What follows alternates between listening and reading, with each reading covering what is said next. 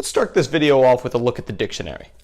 I mean, after all, no workout video is truly complete without a cameo from the dictionary. All right, let's start it off with a look at the word balance. Balance, balance, a physical equilibrium. Now let's move on to the term symmetry. Symmetry. This isn't a dictionary, but if it was, it would be right here, symmetry. The property of being symmetrical. So there's actually more here for symmetry.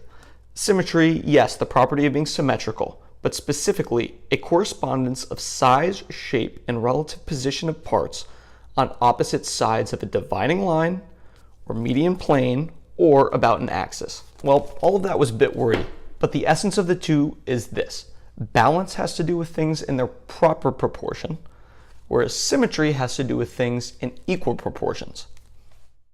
Here's a good distinction between balance and symmetry.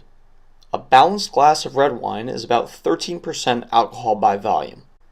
If you were to instead prepare the wine so that it was symmetrical, at 50% alcohol by volume, it would stop being wine. It would instead become moonshine.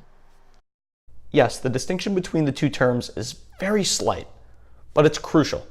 It's imperative that you remember balance is not the same as symmetry. Now let's bring it back to exercise. We humans maintain a sense of balance when we walk. One leg in front of the other, arms swinging out of sync. At no point during a stride are our arms and legs exactly aligned. We're always balanced, but never symmetrical.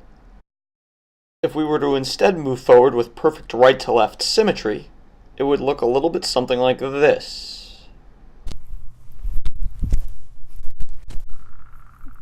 Looks a little bit goofy, doesn't it? The most efficient way for human beings to move forward is balanced walking, not that weird symmetrical hopping you just saw. When it comes to movement, balance is superior to symmetry.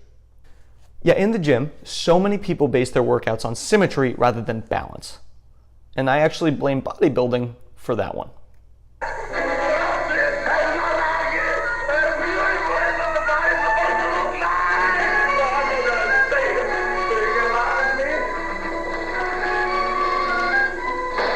No offense to bodybuilders, of course. I mean, a small guy like me is not gonna step on your beautiful bronze toes. No. But bodybuilding does prize symmetry above all else, not just left to right, but front to back. And that's where the issue comes in. So how does that manifest itself? Well, think of the 5-day split. Monday, Tuesday, Wednesday, Thursday, Friday. You've got chest, back, arms, legs, shoulders, or some variation of that. It's a very symmetrical workout in terms of every week you're repeating the same sort of thing in equal proportions for all those muscle groups. When it comes to the evolutionary history of our species, that is not a balanced workout. You see, humans are inherently asymmetrical from front to back.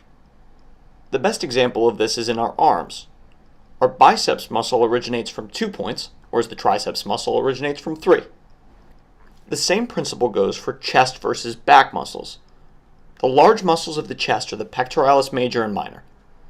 The back, meanwhile, has the trapezius, the latissimus dorsi, the rhomboids, and even a few more.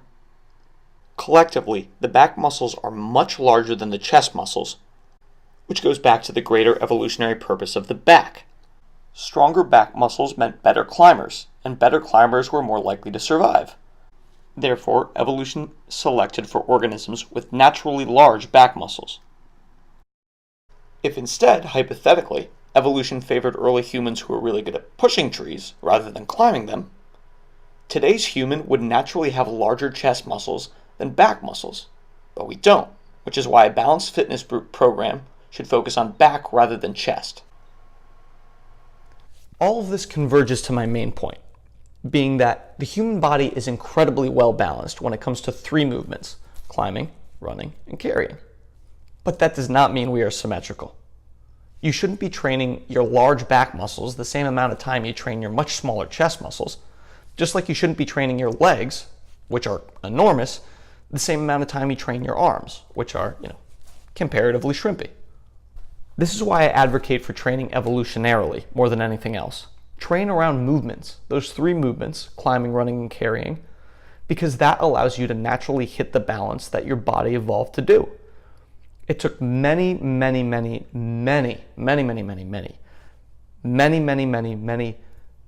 generations of human beings to strike the balance we have today. Large backs, strong legs, all of that. And training based on movements rather than symmetry will help you hit that ideal balance. By the way, just so we're clear, I do not mean that balance and symmetry are always different. Sometimes they do overlap. Most common example would be, train your right side the same amount of time as you train your left side. You don't want to be walking around like some sort of gym Two-Face where half of you looks like the Hulk and half of you looks like me. We are so conditioned to train symmetrically, but we need to start shifting our cultural mindset to train for balance. I'll have more videos in the future detailing how to design your workout program so that you're hitting that evolutionary balance, but for now, some practical advice. Pull more than you push. Work your back and your legs more than you work your arms and your chest. In short, strive for balance, not for symmetry.